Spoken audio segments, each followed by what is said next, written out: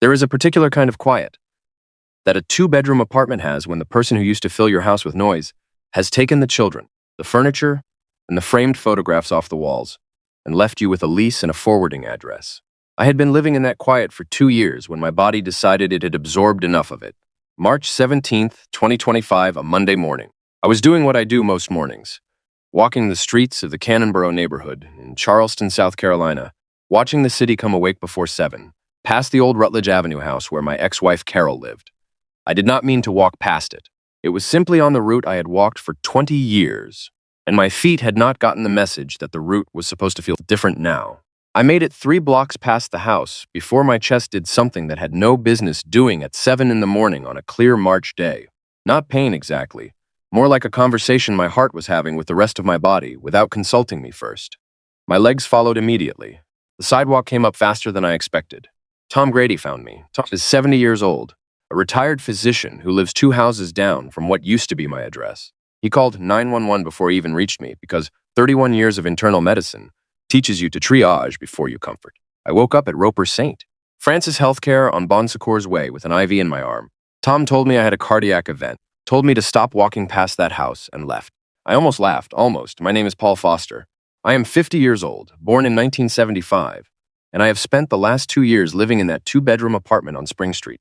Meanwhile, the 4-bedroom federal-style home on Rutledge Avenue, the one I helped buy, helped renovate, helped fill with 21 years of a life I believed in, belongs to Carol. The divorce was finalized in January 2023.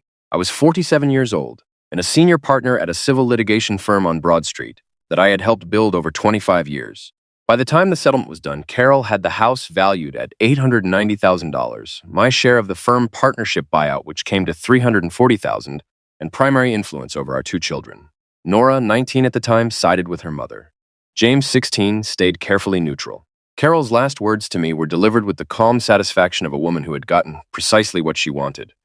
"You build nothing that lasts, Paul, not even this family." She was smiling when she said it. I moved to Spring Street. I took my books, my clothes, my father's old watch, and a coffee maker. I left the photographs because the frames were part of the house, and I did not want to negotiate over picture frames. I want to tell you something about losing a marriage at 47. There is the practical loss, the house, the money, the daily presence of your children. Those losses are real and they are large, but the thing that actually empties you is smaller than any of those. It is the loss of the version of yourself that the marriage contained. The person who lived in that house and ate at that table and believed on most mornings that things were fundamentally all right. That person does not survive the settlement intact. You carry what remains of him into an apartment on Spring Street, and you try to introduce him to his new circumstances. I was lying in that hospital bed, staring at the ceiling, and trying to introduce myself to this newest circumstance when the door opened. Good morning, Mr. Foster. You are finally back with us. I am Dr. Linda Marsh, your attending cardiologist. I have the particular directness of a physician who respects her patients enough not to soften things unnecessarily. So I will tell you straight away, you did not have a full infarction.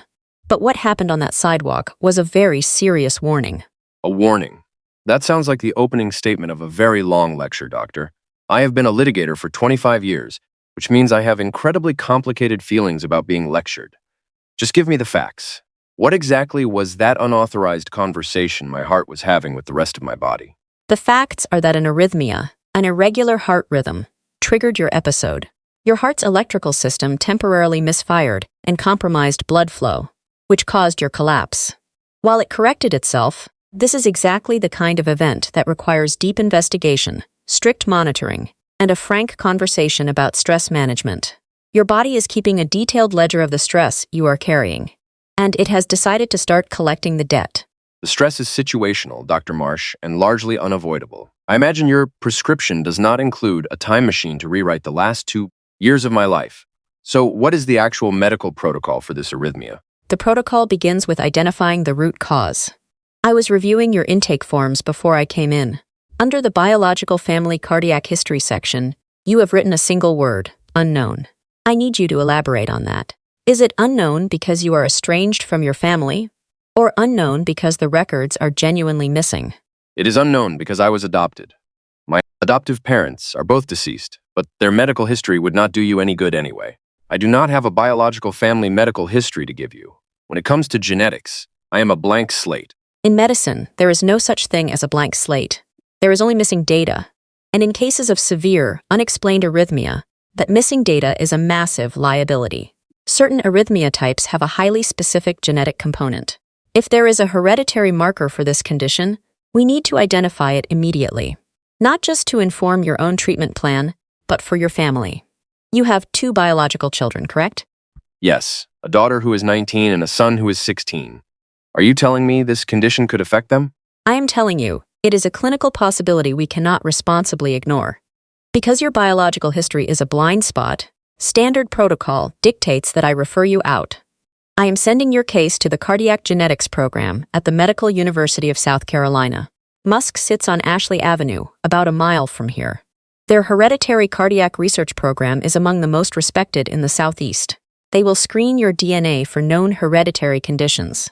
I know of the institution. 25 years in Charleston civil litigation means you get to know the local institutions intimately. I have no objections to the referral. I suppose I am not exactly in the strongest negotiating position to decline medical advice right now, given that I was just scraped off a public sidewalk. Excellent.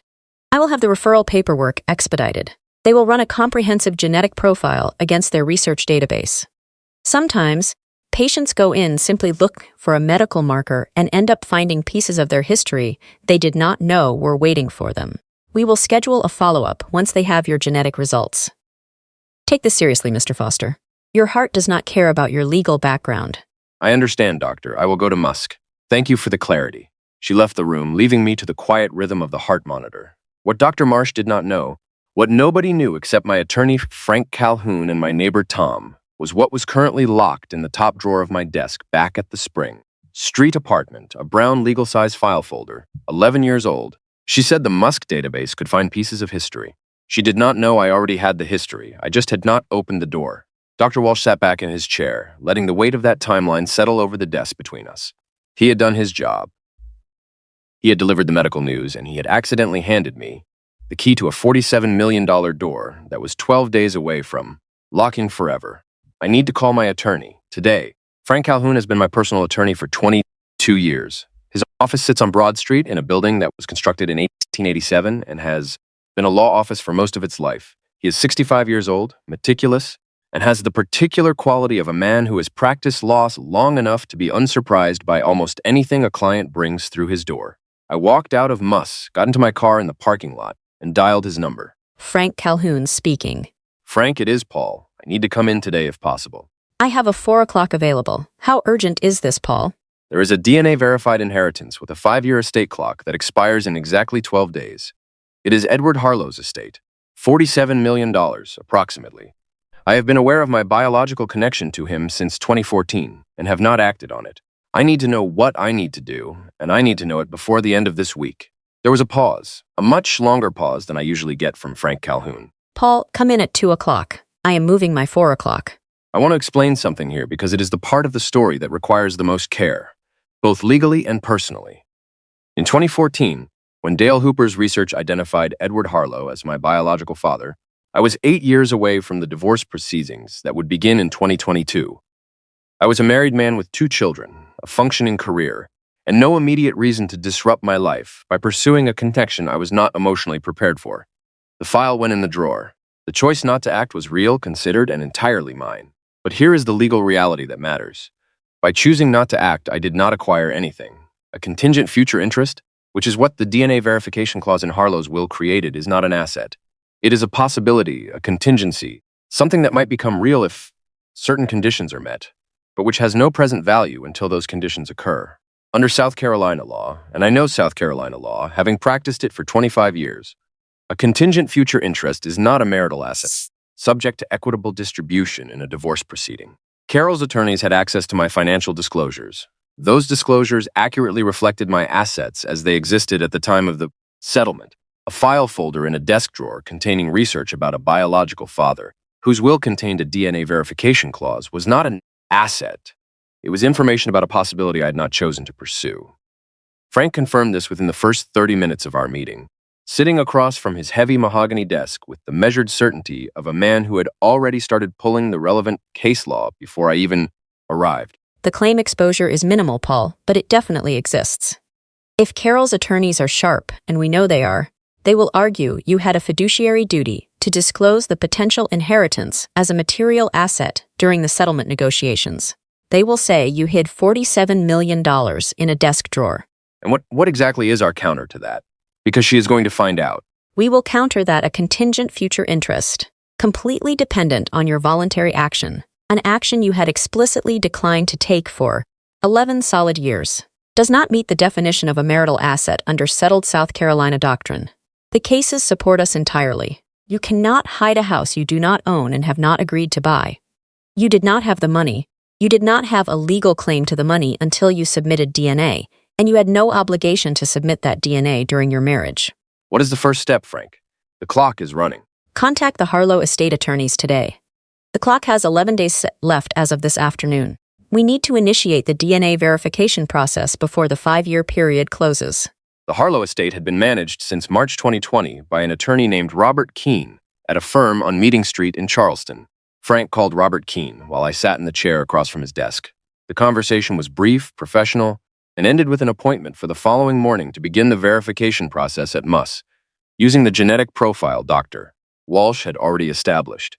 The formal DNA comparison between my profile and Edward Harlow's contributed research sample took 48 hours. The result was a 99.8% probability of biological paternity.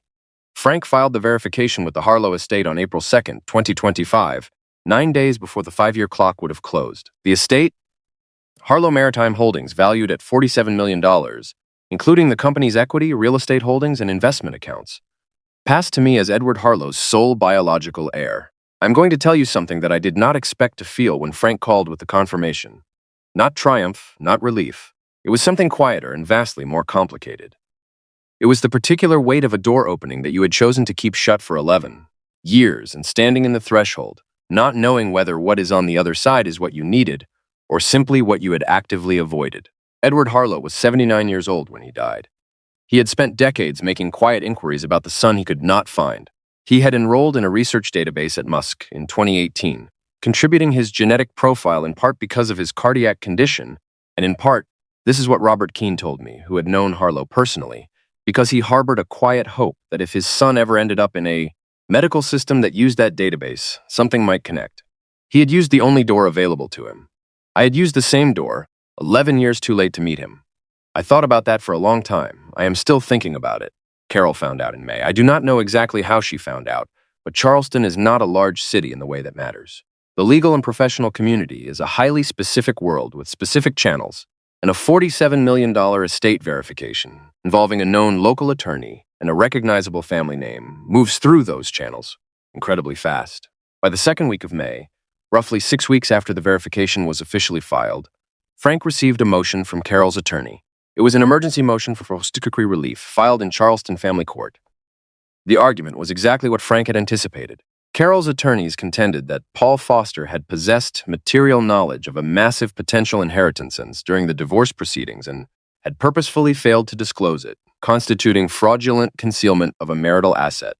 They sought a court order compelling me to share a portion of the Harlow estate, consistent with what Carol would have received had the asset been disclosed at the time of our settlement.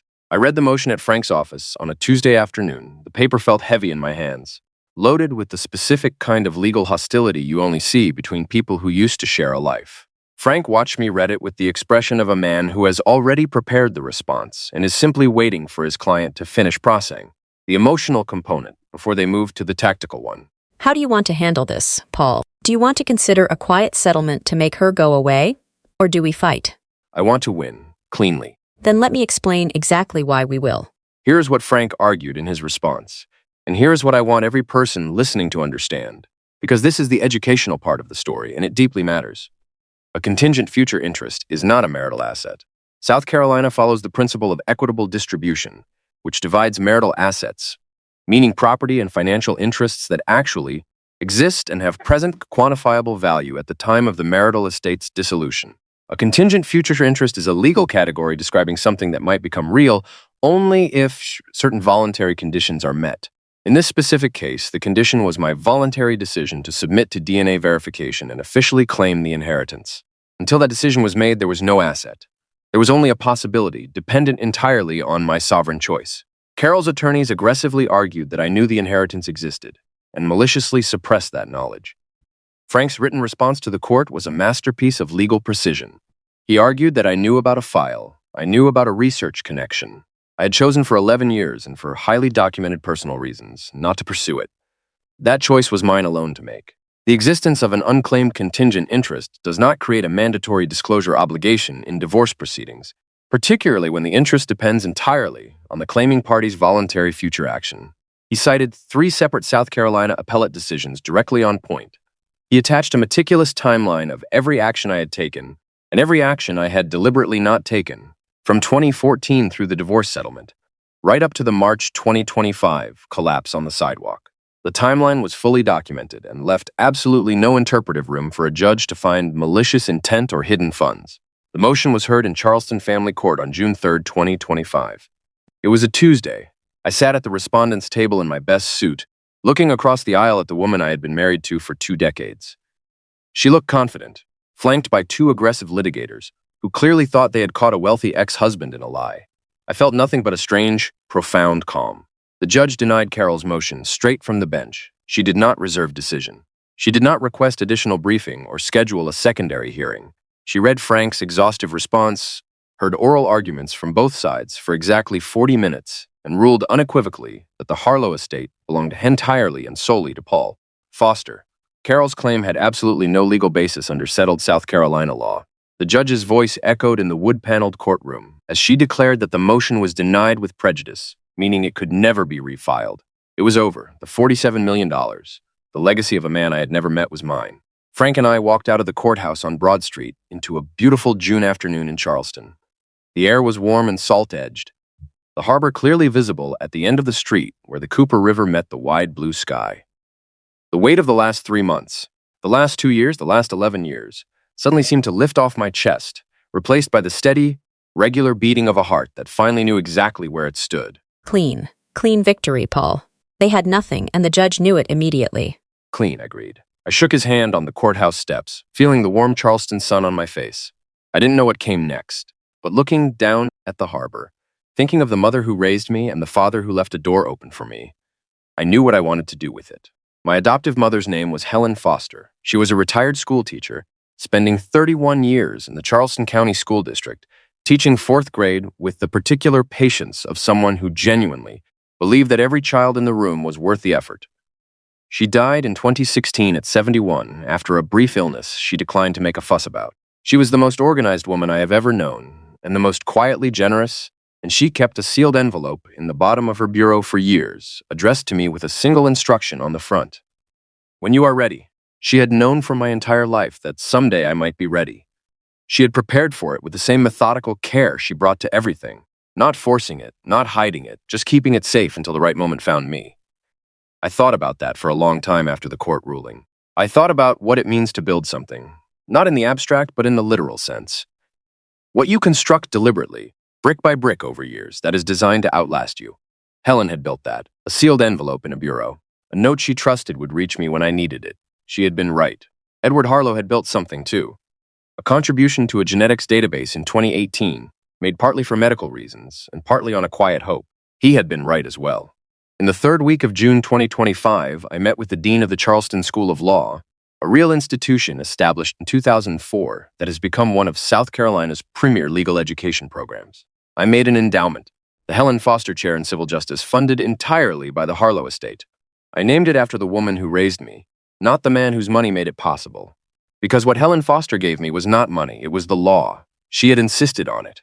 She had driven me to every campus visit, read every law school application, and sat in the gallery the day I was admitted to the South Carolina bar. The chair would fund a professorship in civil litigation and public access to justice, exactly the kind of law I had spent 25 years practicing.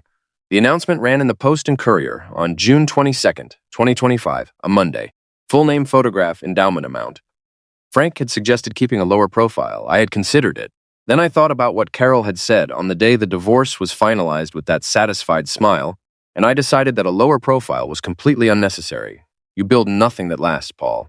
The announcement ran on a Monday. Carol called on a Wednesday. I was at my desk on Spring Street, the same desk where the brown file folder had sat in the top drawer for 11 years. When the phone rang, it was her number. I had not blocked it because we have two children, and blocking their mother's number is not something a reasonable person does, regardless of the circumstances, I answered. Her voice had none of the satisfaction I remembered from the settlement proceedings. It was something else entirely, something that had taken her 2 days to collect herself enough to make this call. Paul, I saw the announcement. I imagine a few people did. How long have you known about the inheritance? Since 2014, 11 years. Longer, and you just didn't claim it. I wasn't ready, and then the timing never seemed right. And then he died, and then we divorced. And then my chest made a decision that I had been putting off. And a genetic counselor at Musk made a connection that had been available for 7 years, and here we are. The chair. You named it after your mother, after Helen. Not after him, not after Harlow. Why not? I thought about how to answer that, not because I didn't know. I knew exactly, but because I wanted to say it correctly, the way I had learned over 25 years, to say the things that needed to land cleanly. Because what Helen gave me is what made it possible to use what he left me. She gave me the discipline to build a career, the values to practice law, honestly, the stability to raise 2 children. Edward Harlow left me money. Helen Foster left me something that lasts. The silence on the phone was not empty. It was full of something Carol was working through in real time. Paul, I am not interested in relitigating the settlement. The court ruled. That's done. I am telling you this because you called and you asked, and I believe you deserve a straight answer. But I said something cruel at the settlement. I meant it at the time. I know you did. But I'm not sure I meant it the way it landed. I thought about that for a moment, about the difference between what a person means and what a person says, and how rarely those two things occupy the same sentence cleanly. Carol, I built 25 years of a law career. I built a relationship with my children that survived a divorce. I built enough of a life in a 2-bedroom apartment on Spring Street that when my body gave out on a Monday morning, a neighbor who had known me for years came out of his house and called for help before he even reached me. What lasts is not always the thing you can measure. Sometimes it's the thing you chose to keep doing when the measuring stopped making sense. How are you feeling, really? With your heart? I am managing it. The doctors are monitoring. How are Nora and James? Nora wants to call you. She has been working through some things since the announcement. She knows where to find me. James asked if he could come down from Clemson this weekend. Tell him Saturday I will make dinner. We ended the call without warmth exactly, but without the residue of the settlement proceedings either. Something more like 2 people who had been through something difficult together and were trying imperfectly and at their own pace to locate the version of each other that existed before the difficult thing happened. I am not sure that version still exists, but I am not sure it doesn't. Now, I want to talk to you directly because there are things in this story that matter beyond the narrative itself. The first is adoption and genetic identity. In the United States, approximately 135,000 children are adopted each year. An estimated 6 to 7 million Americans are adoptees. A significant number of those individuals have limited or no access to their biological family medical history, which creates real clinical challenges, particularly for conditions with hereditary components. Long QT syndrome, the arrhythmia condition identified in my case, affects approximately 1 in 2,000 people and is frequently inherited. Knowing your biological cardiac history is not a curiosity. It is clinically relevant information that can affect diagnosis, treatment, and the decision to screen biological children. If you are an adoptee and you experience an unexplained cardiac event, ask your physician specifically about hereditary arrhythmia screening. The second is the legal concept at the center of Carol's claim, the contingent future interest. A contingent future interest is a potential right to property that becomes real only if specific conditions are met. In the context of a will with a DNA verification clause, the heir must take a voluntary action submitting to test for the inheritance to materialize. Until that action is taken, nothing exists. A possibility is not an asset.